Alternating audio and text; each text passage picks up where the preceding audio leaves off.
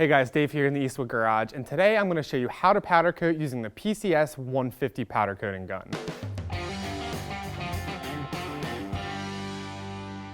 Did you know that one 8-ounce bottle of powder covers the same area as 2 to 3 cans of paint?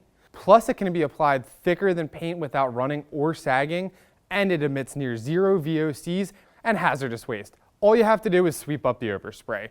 Plus, it's more durable and chip resistant than paint. Check out this comparison between paint and powder. As you can see, powder coating is much more durable than paint. The paint chipped from the hammer blow, while the powder simply stretched without cracking or chipping. Powder is also great at resisting brake fluid, making it great for powder coating master cylinder covers. Besides the durability, powder coating is simple. Start by cleaning your part with pre-paint prep, screw the powder bottle onto the gun, connect the air line with the PSI set between 5 and 10 PSI, attach the ground clamp, and spray the powder. Simply work around the part, starting with the corners and edges. Then work to the larger flat areas. If you really want the best coverage, you should consider the Eastwood PCS 250 dual voltage powder coating gun from Eastwood.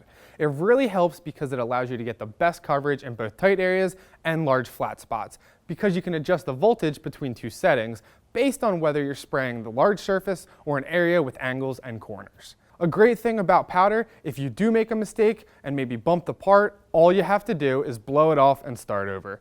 Nothing like when you get a run in paint. When the part is coated, simply just place it in the oven to cure for about 20 minutes. When the part is fully cured, remove it from the oven, and because powder coating is so durable, your parts are going to look great for a long time. A cool way to change the appearance of powder is to simply change the base coat. Here's a valve cover that is coated with Eastwood Atomic Orange powder. On this side, it's over the original chrome, and on this side, it's over gloss white powder. It's amazing the cool effects you can get simply by changing the base coat, which is a great use for Eastwood Extreme Chrome powder.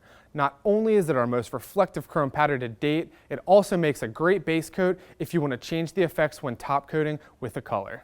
Plus, powder coating really isn't just for car and motorcycle parts. Here at Eastwood, we even do a ton of those stainless tumblers. We even do decorations and crafts like making candle holders out of mason jars using the Eastwood translucent powders. If you ever wanted to try powder coating, there's never been a better time than right now. Just click the link to visit eastwood.com to get your powder, powder guns, and all the supplies you need to do the job right.